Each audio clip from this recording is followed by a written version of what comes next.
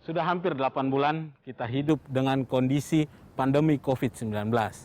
Berbagai aktivitas kita di luar rumah dibatasi, termasuk berolahraga. Kawasan Gelora Bung Karno yang biasanya ramai dengan aktivitas olahraga dan berbagai kegiatan lainnya, kini bisa dikatakan cukup sepi.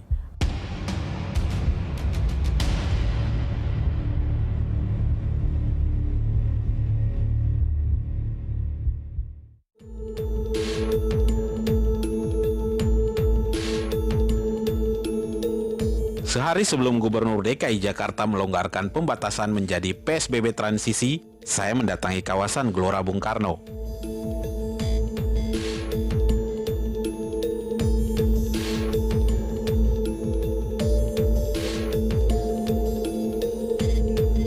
Di sini saya bertemu dengan Agus Rianto. Ia dan kawannya Atim Setiabudi membersihkan sampah dan ranting pohon di Taman Plaza Timur Gelora Bung Karno, atau dikenal sebagai Taman Cemara 3 Gelora Bung Karno. Sudah 10 tahunan Agus bekerja sebagai petugas kebersihan di landmark warisan Bung Karno ini. Kita mulai dari taman-taman seperti ini, kita angkut ke mobil, nanti kita langsung buang ke TPS. Nanti TPS ada timnya, dari tim DKI dia yang pilah nanti. Tim dari DKI yang Agus maksud adalah petugas kebersihan Pemprov DKI Jakarta yang dikenal sebagai pasukan oranye. Di Jakarta, pasukan oranye terbagi menjadi dua. Ada yang berada di bawah Dinas Lingkungan Hidup atau yang disebut sebagai PJLP penyedia jasa lainnya perorangan, dan satu lagi berada di bawah kelurahan yang disebut sebagai PPSU atau petugas prasarana dan sarana umum. Dalam mengelola sampah yang dikumpulkan di area GBK, Agus bekerja sama dengan pasukan oranye dari suku Dinas Lingkungan Hidup Jakarta Pusat. Untuk sementara sih agak berkurang karena acara tidak ada ya, jadinya traffic sampahnya nggak terlalu tinggi gitu. Paling kita lagi fokusnya untuk ke taman-taman aja. Plottingannya nanti tetap kita kumpul ke sana, ke TPS. Nanti dari tim DKI yang akan mengolah.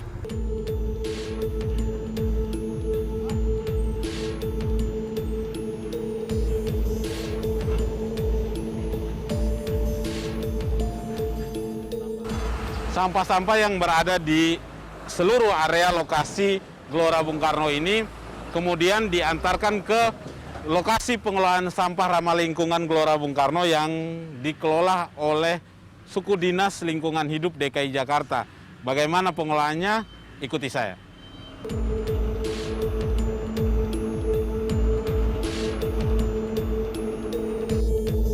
Boleh Pak, kita diantarkan buat prosesnya kayak gimana sih Pak? Sampah daunnya nanti kita proses hasilnya ke kompos. Hasil kompos ini sudah diberdayakan ke tingkat-tingkat kelurahan, kadang-kadang di kecamatan, dari instansi yang membutuhkan. Nah, dari kawasan pun untuk penanaman pohon memang hasilnya dari kompos ini. Nah, ini hasil pilahan dari tempat sampah yang bisa didaur ulang, jenisnya ya seperti ini. Kebanyakan daun, Pak. Jadi dari hasil tebangan sama rontokan daun. Hampir 80% di sini. Setelah wabah corona menghantam negeri kita, Darsono dan pasukan oranye dari suku Dinas Lingkungan Hidup Jakarta Pusat mendapat penyesuaian jam kerja. Saban hari mereka bekerja selama 6 jam atau 2 jam lebih cepat dibandingkan masa normal. GBK begitu luas, mencapai 136,84 hektar. Bagaimana pengelola GBK menjaga kebersihan di kompleks olahraga ini? Untuk pengurusan tanaman semuanya kita pakai pihak ketiga ya. Di GBK juga ada penampungan sampah terakhir yang berada lokasinya di depan lapangan ABC. Itu nanti dari situ baru itu diangkut oleh Dinas Lingkungan Hidup ke tempat pembuangan sampah terakhir. Dalam setahun, biaya kebersihan GBK di area indoor mencapai 48,56 miliar rupiah. Untuk area outdoor mencapai 53,13 miliar rupiah. Di masa pandemi COVID-19, pengelola Gelora Bung Karno mengurangi jumlah petugas kebersihan. Saat ini, tinggal 156 orang petugas kebersihan yang bekerja dalam 2 shift per hari. Ini berbeda dengan sebelum pandemi, yang memberlakukan 3 shift dengan total petugas kebersihan mencapai 312 orang. Meskipun di masa pandemi ini memang pengunjung kita berkurang, tapi itu tidak tidak menyurutkan kita untuk tetap merawat. Nah, bahwa dalam masa pandemi ini GBK melakukan penyemprotan desinfektan secara berkala ke seluruh venue dan kawasan GBK. Bagaimana dengan perawatan serta kebersihan di kawasan lain? Saya akan ajak Anda jalan-jalan ke Monas.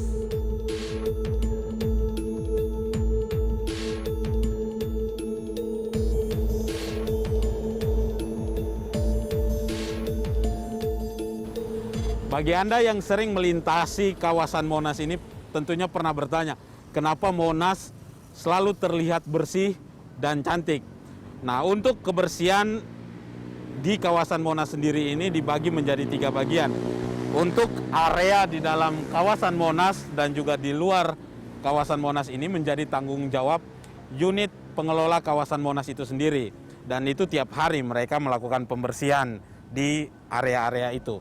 Dan untuk area di jalan raya di sekitar kawasan Monas ini menjadi tanggung jawab oleh pasukan Orange atau PPSU dari Kelurahan Gambir.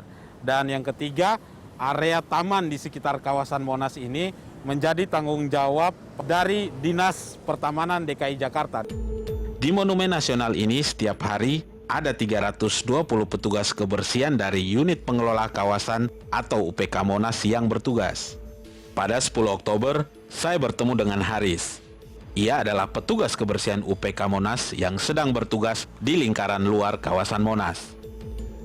Adakah perbedaan tugas yang dilakoni Haris selama pandemi COVID-19 ini? Pekerjaan sama aja, tidak berkurang. Ruang lingkupnya di dalam dan di luar. Warga Kelapa Gading, Jakarta Utara ini menyebut ada penyesuaian jam kerja bagi petugas UPK Monas selama DKI Jakarta menerapkan PSBB. Sehari kerja, sehari masuk. Dari jam 6 sampai jam 4 sore. Kebersihan kawasan di luar Monas juga menjadi tanggung jawab petugas kebersihan dari Kelurahan Gambir, Jakarta Pusat. Saya mengikuti pasukan oranye Kelurahan Gambir bekerja pada hari Senin 12 Oktober lalu. Hari itu jadwal mereka adalah membersihkan beton pembatas jalan yang dicoret-coret pendemo Omnibus Law Undang-Undang Cipta Kerja. Saya bertemu Catur Adi Mulyono. Catur yang sudah 5 tahun bertugas sebagai pasukan oranye bertanggung jawab atas kebersihan jalan di Medan Merdeka. Jalan ini melingkari kawasan Monumen Nasional. Di Jalur Merdeka kita membersihkan rontokan. Misalkan rontokan daun udah selesai, kita membersihkan gulma. Di jam pembilasan kita membersihkan mulut-mulut air, tali-tali air yang tertutup karena tanah. Pasukan oranye Kelurahan Gambir cuma bekerja 7 jam di masa pandemi ini, atau sejam lebih sedikit dibandingkan masa normal. Sekarang ada 104 orang pasukan oranye atau PPSU yang berbagi beban membuat kawasan Monas tetap bersih dan elok dipandang. Kita semua bersinergi untuk wilayah Gambir ini menjadi tetap bersih. Sampai orang ke Monas tampilannya harus menarik karena ini adalah halaman Indonesia. Sebagai landmark Jakarta, Monas selalu punya daya tarik, termasuk bagi Nasrullah, warga Tanah Abang, Jakarta Pusat. Sejak DKI Jakarta menerapkan PSBB, Monas ditutup. Alhasil, warga dilarang masuk. Nasrullah dan keluarganya pun hanya bisa menikmati Monas dari luar pagar. Kalau untuk kebersihan sekarang sih emang udah ada yang mau dirubah ini. Saya baru ngeliat dirubah ini. Taman banyakin. Jadi untuk kelihatan penghijauan sama untuk pejalan kaki.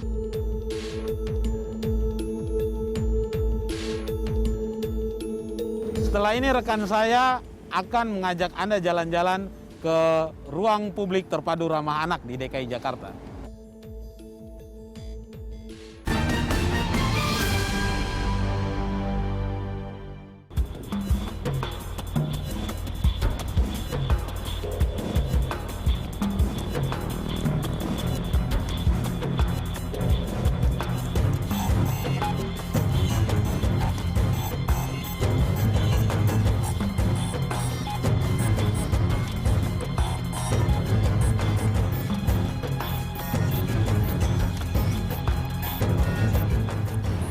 Biasanya tempat ini banyak dikunjungi oleh warga DKI Jakarta yang menikmati waktu luangnya bersama keluarga. Namun khusus untuk di masa pandemi COVID-19 ini, Erpetra Kalijodo ini tutup, tidak diperbolehkan pengunjung atau warga DKI Jakarta untuk bisa menikmati fasilitas publik. Selama 7 bulanan Erpetra Kalijodo ini tutup, pihak pengelola dan petugas dari Kelurahan Angke setiap harinya membersihkan lingkungan dan merawat fasilitas yang ada di Erpetra ini. Idi Supriyadi, ia merupakan salah satu petugas penanganan prasarana dan sarana umum atau PPSU di ibu kota. Hari itu saya bertemu Idis di Erpetra atau Ruang Publik Terpadu Ramah Anak Kalijodo. Letaknya persis di sebelah ruang terbuka hijau Kalijodo yang dibangun saat Jakarta dipimpin Basuki Cahayapurnama tahun 2016 lalu.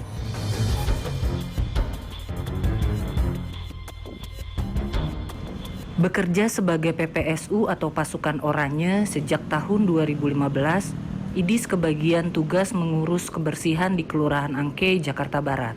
Erpetra Kalijodo tidak terkecuali. Adakah tugas Idis berubah setelah pandemi COVID-19 menghantam negeri kita? Ya paling kita bersih-bersih sampah, sama pemotongan rumput, sama penopingan pohon aja. Kalau buat sampah pengunjung, alhamdulillah berkurang ya dibandingin sebelum pandemi. Selama masa pandemi, pekerjaan Idis dan seorang kawannya yang bertugas membersihkan Taman Erpetra tidak berubah. Waktu kerjanya tetap 8 jam sehari. Yang berubah, beban kerjanya menjadi sedikit ringan karena tidak ada pengunjung ke sini. Beda betul dengan kondisi sebelum pandemi. Di masa normal, rata-rata 500-an orang berkunjung ke sini. Kalau anggota kita paling banyak 3-4 orang, paling sedikit 2 orang. Sampai benar-benar bersih baru kita tinggalin. Lanjutnya kita ngontrol wilayah. Ngontrol wilayah misalkan kotor kita kerjain. Kalau misalkan kondusif kita kecek ke Petra lagi. Takutnya kan namanya pepohonan rontokan suka ada kembali ya kan. Menjadi petugas PPSU seperti Idis mesti pintar menjaga kesehatan. Sebab selain di Erpetra Kalijodo, dia juga harus keliling ke pemukiman penduduk di Kelurahan Angke. Berkat tangan-tangan cekatan orang seperti Idis dan kawan-kawan, pojok-pojok Jakarta bersih. Ya paling 3M itu Bu. Memakai masker, menjaga jarak, mencuci tangan. Kita kayak minum vitamin C. Erpetra Kalijodo punya luas 4.800 meter persegi. Selain pasukan oranye, pengelola Erpetra juga berperan dalam kebersihan dan kecantikan ruang publik ini. Yang ada di Erpetra itu utamanya adalah teman-teman pengelola. Dan jika memang punya kendala atau pekerjaan yang berat yang tidak bisa kita kerjakan dengan sendiri, kita meminta bantuan kepada teman-teman PPSU. Walaupun tidak ada pengunjung, masyarakat ataupun orang lain melihatnya itu tetap indah Erpetra itu, tetap ada perawatan. Dan karena wabah corona belum mereda, setiap akhir pekan pengelola Erpetra menyemprotkan disinfektan pada fasilitas yang ada di sini.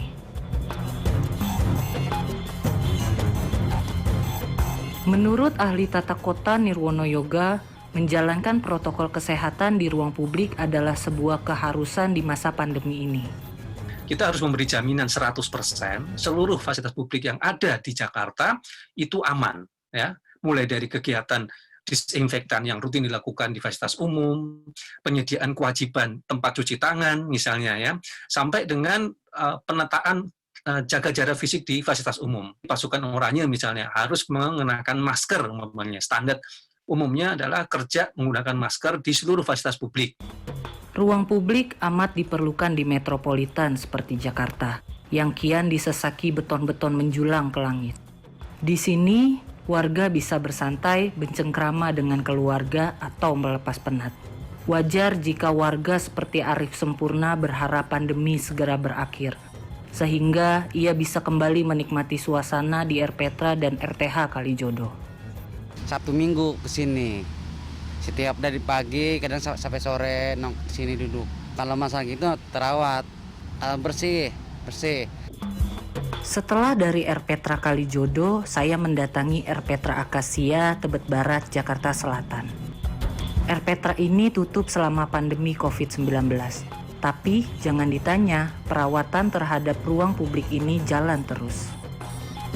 Selama masa pandemi kami rutin melakukan disinfektan mandiri di lingkungan Arpetra. Lalu kami melakukan pembersihan sapras seperti taman bermain, lalu ruangan-ruangan. Sama seperti Kalijodo, pengelola Erpetra Akasia juga dibantu oleh PPSU dalam merawat area publik. PPSU atau apa gitu diperbantukan bila ada sesuatu yang mungkin pengelola dalam lingkupnya butuh. Misal ada pohon tumbang. Minggu 11 Oktober lalu saya bertemu dengan Dudi Mulyadi. Ia adalah anggota pasukan oranye yang bertugas di Kelurahan Tebet Barat. Saat itu Dudi baru kelar membersihkan lapangan Erpetra Akasia. Kita tetap membersihkan area sini, area taman, nyapu, motong rumput, terus yang ngangkut-ngangkut sampahnya. Paling banyak rumput kayak rontokan daun gitu. Di masa pandemi ini, Pemprov DKI Jakarta memangkas anggaran belanja di beberapa pos pengeluaran. Tidak terkecuali pos anggaran belanja pegawai. Adakah pemangkasan anggaran tadi berdampak pada gaji petugas PPSU seperti Dudi dan kawan-kawan? Ya alhamdulillah gaji nggak ada pemotongan. Cuma ada penambahan malah alhamdulillah. BLT 600 satu bulan. Kalau lagi pandemi ya tegangnya itu takut kena virus. Vitamin sih pasti kita kan namanya manusia butuh kesehatan gitu. Dikurangin begadang gitu.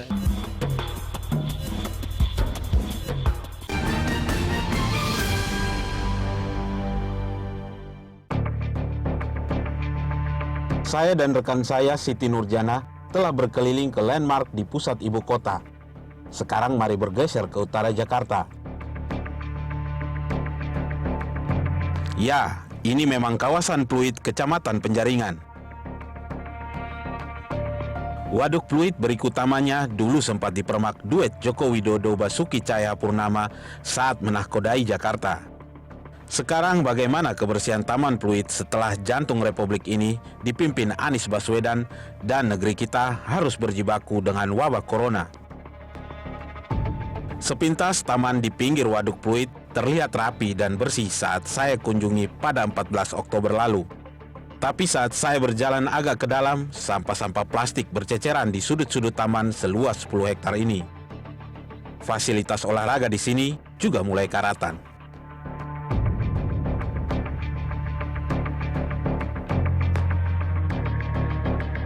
Tidak jauh dari taman, saya bertemu dengan Faizin dan Yusuf.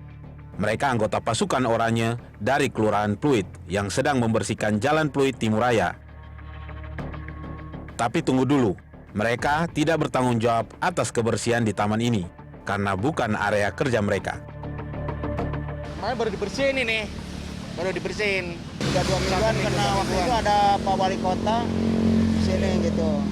Jadi nggak ada yang di sini nggak ada yang rawat gitu, di Jakpro ini pertaman ini nggak ada yang rawat ya.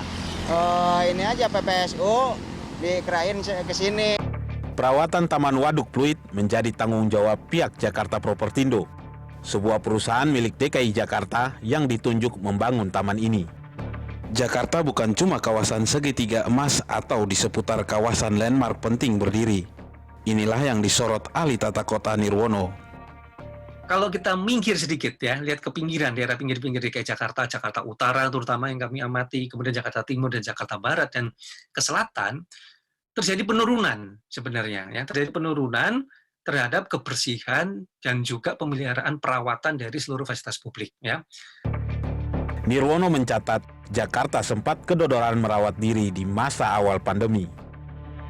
Kami amati justru di 2 bulan pertama kemarin, bulan Maret, bulan April sebelum Lebaran, itu justru sangat jauh ya. Artinya upaya untuk pembersihan dan sebagainya masih jauh karena pada waktu itu kita masih beradaptasi ya. Nah, ditambah persoalan kedua Mbak, yaitu dengan adanya pandemi COVID ini, hampir seluruh biaya kegiatan pemeliharaan untuk fasilitas umum itu dipotong. Ya. Dinas Lingkungan Hidup menegaskan, pihaknya tidak setengah-setengah mengurus kebersihan ibu kota. Menurut Dinas Lingkungan Hidup, meski diterpa pandemi corona, personel pasukan Orange tidak berkurang atau dikurangi. Kami bersinergi untuk menghadirkan kenyamanan bagi warga Jakarta dalam konteks kebersihan dari sampah. Di waktu pandemi ini pun justru kebersihan lingkungan harus tetap diprioritaskan karena agar tidak menambah potensi penyebaran karena sanitasi yang memburuk.